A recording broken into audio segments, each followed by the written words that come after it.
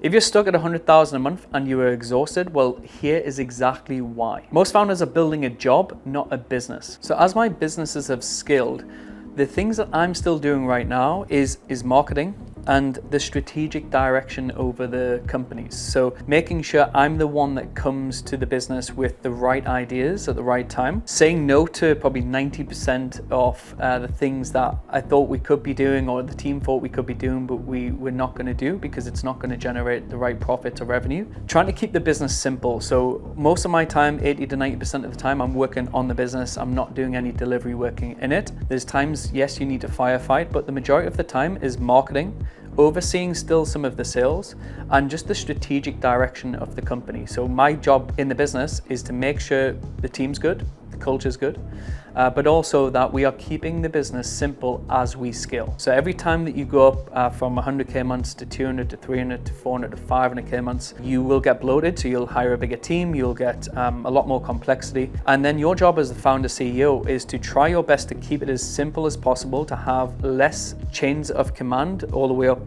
the different hiring levels, and to make sure that you are still lean. You don't want a fat, bloated business. You want to make sure that it's lean, highly profitable, can maneuver fast, especially with this AI evolving market right now. You've got to be able to adapt very fast. So being on the pulse of the business all of the time and having your free time so you can move and think strategically very fast is one reason why, as a founder, it's very important to get out of the weeds of the business as fast as possible. If you're in every single conversation in all of the departments of your business, then you haven't scaled. So how my delivery team looks now and what it looks like at scale is we have a team of customer success managers. So they are on the pulse with each client. So that's in my education company. The CSMs are very, very strategically important because they do two things. They make sure the client's happy, they get good results, hold them accountable. And then they also act as an upsell. So they actually turn into sales reps on the back end of the business. And they turn into, instead of being a cost to the company, around about 50, 60K salaries, they're actually generating revenue, and normally 3, 4, 5 times their cost of a salary.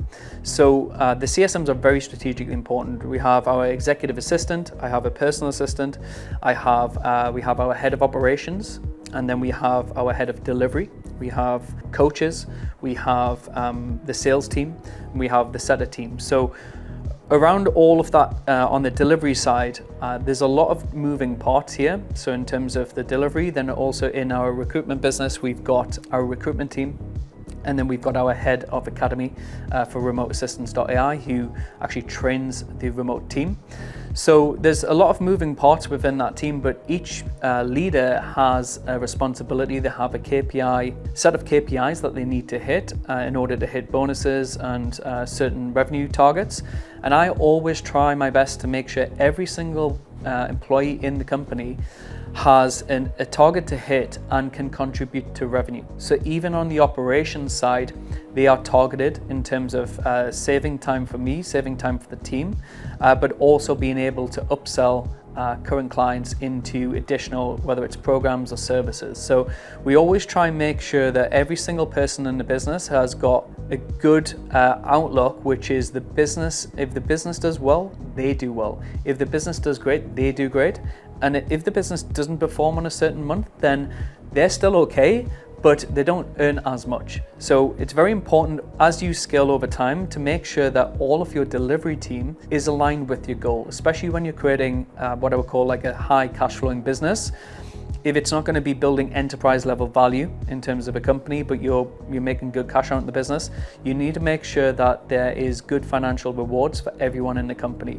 Not just financial, but also personal growth. So making sure they can cross over departments. So someone in operations might turn into marketing. There's a lot of different maneuvering opportunities within the company, and that can be all grown organically. As long as your team is tight and you've got your good systems in place, the right SOPs, and the right leaders in each team. And when I say leaders, they're not managers, okay? So we don't have any managers in the business. I like it that way.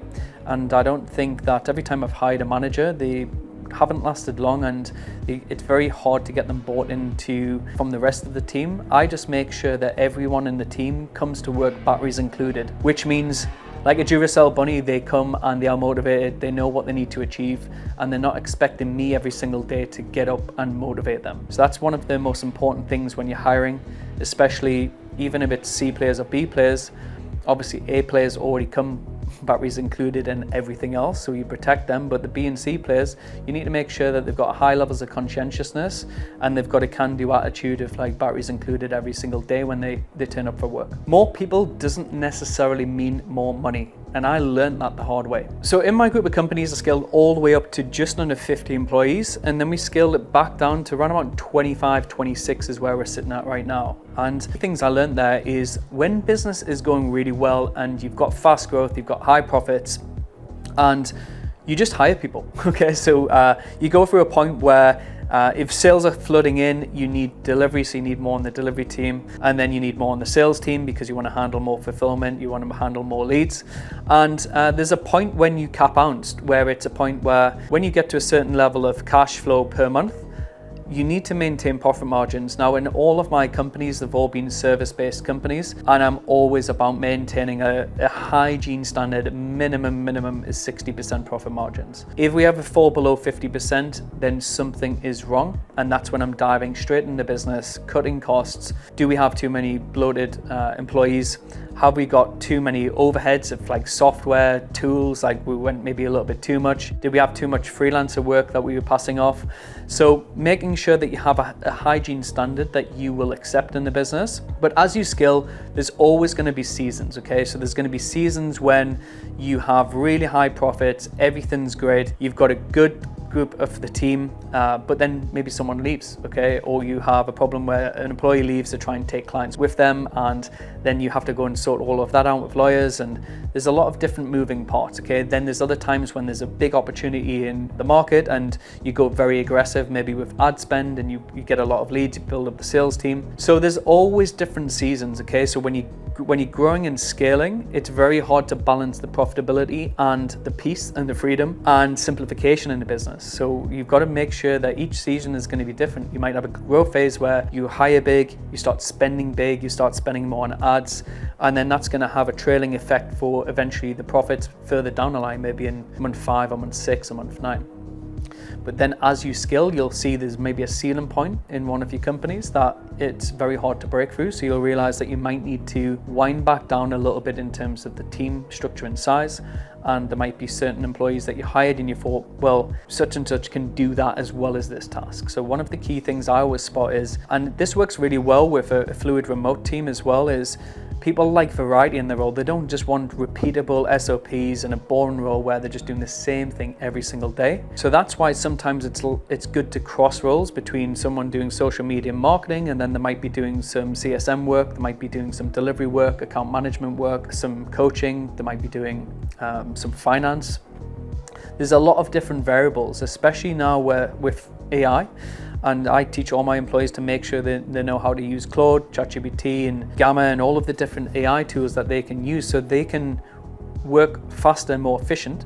And it means we can get more done with less people. So, and that gives people an opportunity to grow. So it means that if we have a good tight group in the team, we don't need to hire more. It's like, well, how can we be more efficient with your role? We'll pay you slightly more, but you can take on more bandwidth. And especially with AI now and being able to automate a lot of the processes, having an employee that's conscientious of that and knowing they could probably take 2 hats or 3 hats instead of 1, they earn slightly more money, they get more variety, they get more excitement, and it's way easier for you as a founder to manage. And once you've got good employees that are with you for 18 months, 2 years and beyond, there's a different trick on how you keep them. So quite close with my employees in terms of I'll speak to them on Zoom, over Slack. I'm trying to meet them in person. So I'm actually flying half of my team out here in Marbella next week as we're recording this. And that was just random, you know. I thought actually sunny weather at the minute. There's a few of them in the UK, Portugal, Dubai, a few different places, and I thought, okay, look, I'll get them out here for 4 or 5 days. We'll work and collaborate together, take them out for some dinners, and keep that community. So I think once you've got an employee that's 18 months to 2 years, you need to make sure that you're setting a vision that you are growing as an entrepreneur and a founder. So one thing I've found that works really well is it's always exciting in terms of like I'm taking things to the next level or a new direction or something's evolving, and I'm always keeping them excited, even on end of week team meetings, of what's happening next, so they can see a future, they can grow into certain roles, and making sure that you pay them fairly. Okay, like I don't overpay my employees for sure, but I don't underpay them either. I think I'm very fair as a boss, and that's definitely reflected in some employees that have been with me 7-8 years, some have been with me 4 or 5 years, the majority.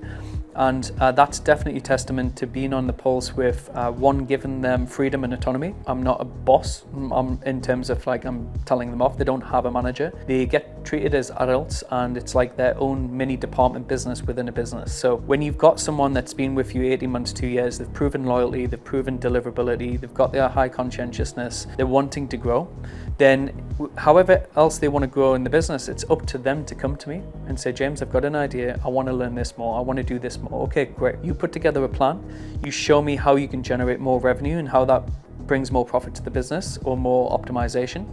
And then you can roll it out and own that project. So giving them more responsibility to do that is very important. But it also comes back to the hiring as well. I don't hire entrepreneurs. Now that might be controversial or not. I don't want entrepreneurs in my business. The reason being, I don't want them to just come in for 12 months, 18 months, because I've tried this, come in for 12, 18 months, and then they just leave. They take out all of your IP, your knowledge and how you do things, and they're going off to work on their own. It's not a bad thing, okay? It's like entrepreneurship. I'm an entrepreneur, like I teach many entrepreneurs, and that is great, and all of you are, but you in your business, you just want a lot of C and B players and then some A players, because it's going to be very, very hard to keep entrepreneurial people in your business, because they'll either want to share of your business, they'll want to start off maybe another department. It gets very hard because then it's going to take your bandwidth onto another project, because you're going to have to please them just to keep them and retain them. And then you end up having another arm in your business that you didn't even want and need, and it wasn't part of your plan, but you're having to do that to keep that type of entrepreneurial person. Whereas if you interview them at the start, you spot the trends if they just want to come in for 6, 9 months or 12 months, learn some things and go off on their own.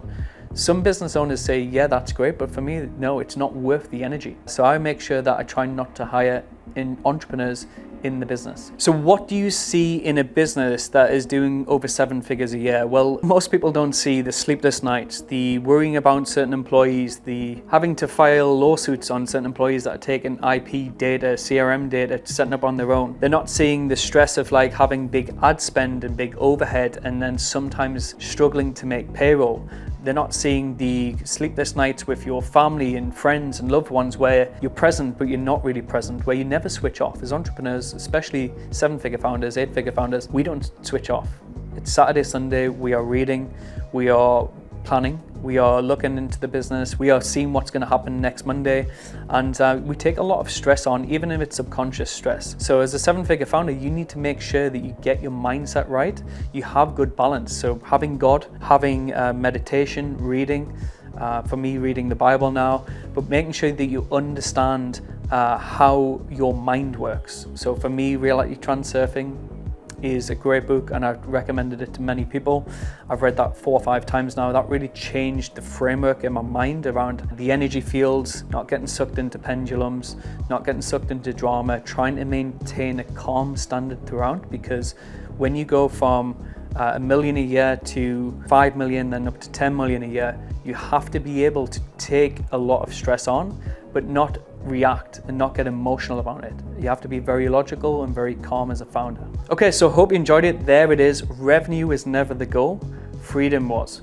And the two do not come at the same time unless you build it by design from the start. So hope you enjoyed it. I'll see you on the next one. And for those that enjoyed it, drop a comment. Let me know where you are in your business right now, where you are month-wise, and what you're struggling with, because I want to make sure that I'm giving as much value and content as possible moving forward. So drop a comment and I'll see you on the next one.